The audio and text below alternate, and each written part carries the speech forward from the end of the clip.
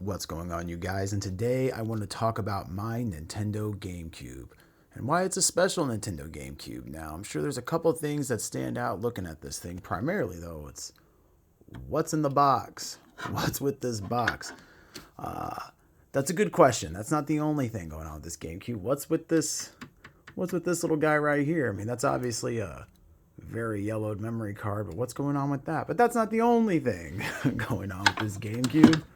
Let's pull a sucker forward. Bear with me here. What is that? There's no AV cables in, but is that? That is an HDMI cable. I got my GameCube modded a while ago to have HDMI support, and it is glorious. I do gotta say, it is glorious. That is not all I got done to this GameCube, though. One of the more recent things I did was I bought this Blue Retro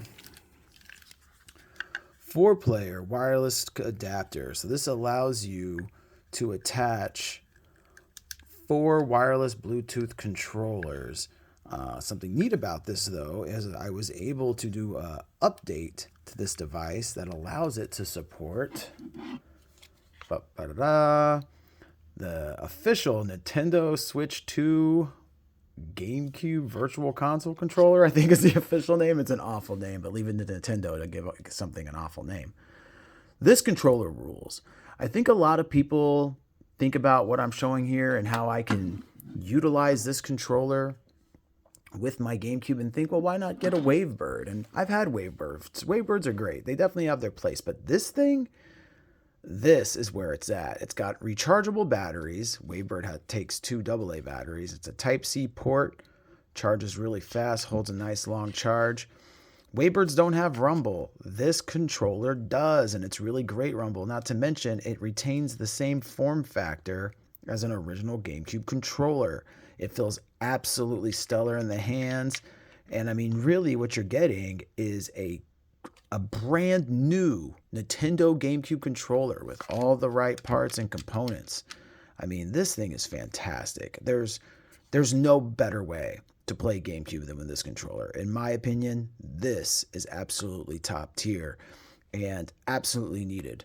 Now, that being said, this is not the only device that you can get to perform this. There is also a single port dongle, wireless dongle you can get, but you do got to be careful. From what I understand, some of the earlier produced models of that do not support this controller. This controller runs on a newer version of Bluetooth that's just not supported. I have that dongle. I did not get it out for this video. I could maybe dig it out real quick. Let's see if it stands out. There it is. It's right there. This is my GameCube and Switch drawer. Got a few things in there. You know, I got the silver controller, I got a black controller, I got the orange spice, and I got the half transparent, half indigo controller. But yeah, this is the Blue Retro wireless dongle. Now, it plugs in like so, and it works great. Unfortunately, though, I got a model that was older, and it does not support the new type of Bluetooth. But apparently, if you get a newer released one, you can. I ordered mine off AliExpress, and that's part of the problem. I know a guy who ordered his off of Amazon, and sure enough, with the firmware updated on it, he got his controller to work just fine. But this model will definitely work. So I actually ended up ordering both of these when I first got interested in doing this. And when I tried again and could not get it to work on here, but eventually it worked on here. I haven't bothered ordering another one of these. I just figured I'm pretty good with just this, even if it is a little bit of an eyesore. I don't do a lot of multiplayer gaming, so the truth is, I mean, I do next to no multiplayer gaming, so the truth is, I really only need the single-player dongle. But for now, I'm just going to utilize this. It gets the job done. But that's not all, my friends. No. That's not all that's going on with this GameCube. I do have, again, it's very yellowed. It's quite ugly. But this is the largest memory card that you can get for the GameCube here. It has over 1,000 blocks on it. It's desperately in need of a cleaning, and ooh-wee, it is ugly. But it works well. This guy, the GC2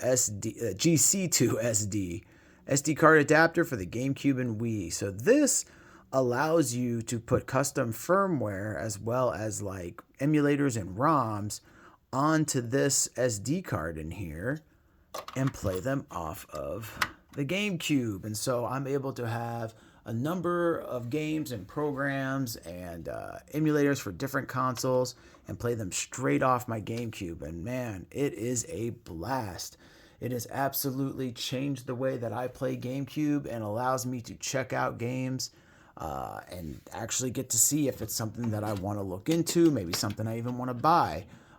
It's just a great way to expand the horizons. I'd still like to get a Game Boy player for this thing. That's like the next big acquisition, maybe a network adapter. But again, I don't really play games online, so not really worth it to get a network adapter. I did get a silver GameCube when I went hunting for this project. I've never had a silver one before. I've always been an indigo guy, and as you can tell, the shell's seen better days. It's seen better days.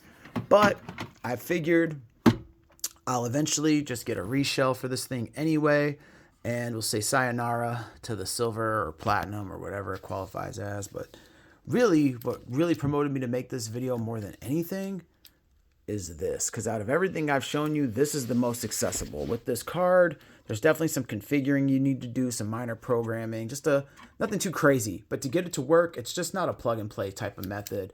Obviously, the hardware mod on the back for an HD mod requires a little bit of expertise. Helps to know somebody. I actually paid to get that and this done. In hindsight, I could have done this myself, but I just didn't realize it at the time. No big deal. It got done. I didn't have to spend any time on that.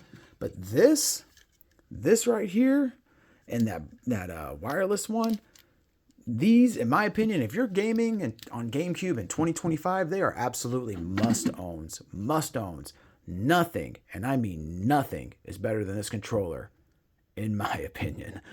Some people might prefer a different form factor, but actually I've, playing with this and using just a regular wireless controller, like I've used the Switch Pro controller, honestly, man, not as comfortable. The button layout is just different enough to where it does not feel right. It doesn't feel natural on the GameCube. So if you were on the fence about getting one of these, whether it be for your Switch 2, for your Switch, or just for the GameCube, man, don't rest on it. Get them while you can. Get them before they start jumping up in price.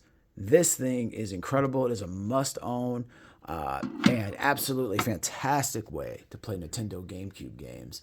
I'll definitely do more videos on other consoles that I have, because I've got plenty others that I've done modifications on, and I'm not stopping anytime soon. To me, one of the most fun things to do in modern gaming is taking this retro tech and introducing all these quality of life changes you can implement via some simple mods, whether that's software or hardware. It's just a few modifications, and you can get so much out of these systems that you could never get out of them before.